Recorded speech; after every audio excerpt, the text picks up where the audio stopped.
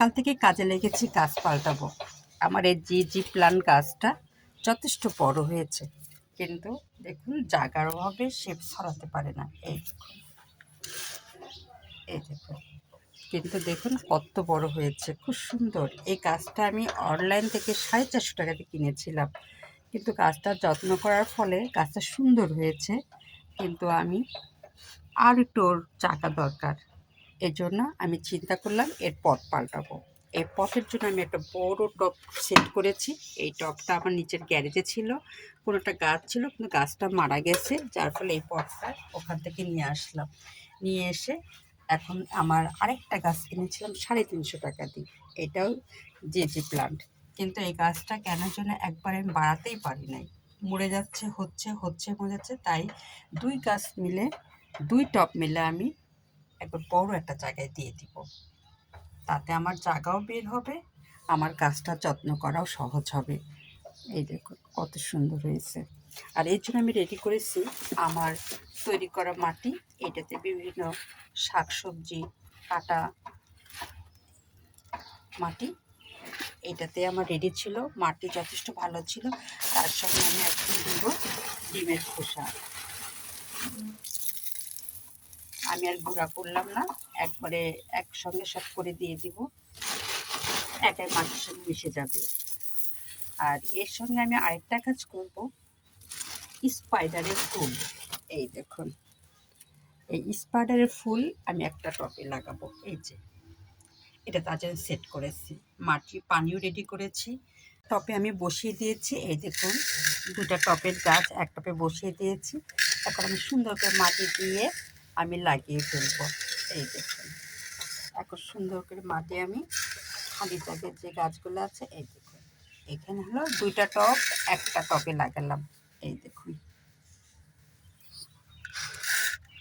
গাছটা আরও সুন্দর হবে জায়গা বেশি পাওয়াতে। আর এই দুই টব আমার খালি হলো, একটা গাছ লাগানো কমপ্লিট করলাম। এই দেখুন সুন্দরভাবে জি প্ল্যান্টটা লাগিয়ে ফেললাম। দুই টব মিলে একটা বড় টবে দিয়ে দিলাম, দেখবেন এরপরে গাছটা অনেক সুন্দর হবে। আর একটা গাছের জন্য প্রসেসিং করছে। এই দেখুন মাটি রেডি করেছি, আর স্পাইডারের ফুলগুলো এই দেখুন ডাল থেকে আমি সবগুলো ফুল আলাদা করেছি।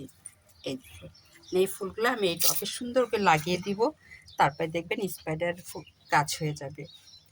আগে লাগাই, যেহেতু আমি এক হাতে কাজ করি, অত আপনাদের সাথে ভিডিও করতে করতে আমার লাগানো সম্ভব হয় না। আমি মাটিটাকে নরম করে নিলাম, আর সব ধরনের পুষ্টি এখানে আছে, এটা আমার বানানো। শুধু আমি ডিমের খোসা আমি অ্যাড করেছি এই মুহূর্তে, আর কিচ্ছু করিনি। আর আগে আমার মাটি সবসময় উর্বর ছিল। আমি যত সবজি থাকে, যত পেঁয়াজের খোসা থাকে, কলার খোসা থাকে, সব আমি এখানে লাগিয়ে ফেলি। এই দেখুন মাটিটা আমার রেডি করলাম। আর ডিমের খোসাটা আমি আর ব্লেন্ডারে মিহিন করি নাই, কারণ হঠাৎ করে কাজে লেগেছি সকালবেলা, ভাবলাম যে লাগিয়ে ফেলি। যেহেতু একটা গাছ কমপ্লিট করলাম, একটা গাছ যেহেতু ধরবই, সেহেতু এই গাছটাও লাগিয়ে ফেলি। এই জন্য এই দেখুন মাটি আমি রেডি করছি, এখন লাগালাম। দুইটা গাছে আমি লাগিয়ে ফেললাম, মানে দুইটা টপে আমি লাগিয়ে ফেললাম। এই দেখুন স্পাইডারের ফুলটা এইভাবে লাগিয়েছি, এটা এমনিতে শিকড় গজায় গাছটা সুন্দর হয়ে যাবে, কারণ এর আগে আমি টপ করেছি, তো এই জন্য আমি জানি। আর এই দেখুন, আর আর আমার জি প্লান্ট দেখছেন, দুটা কাজে আজকে আমি সকালবেলা দারুণ দুটা কাজ করে ফেললাম।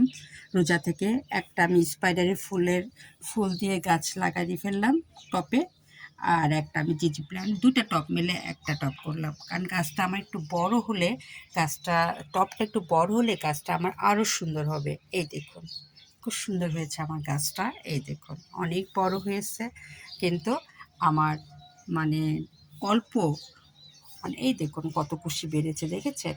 কিন্তু জায়গা কম হতে সে প্রসারিত হতে পারছিল না। এই জন্য আমি দুইটা টব মিলে একটা বড় টবে বসিয়ে দিলাম, আর তার সঙ্গে আমি স্পাইডারের ফুলগুলা টবে লাগিয়ে দিলাম গাছ হওয়ার জন্য, স্পাইডারের গাছ হওয়ার জন্য। এই দেখুন দুটোই লুক দেখুন।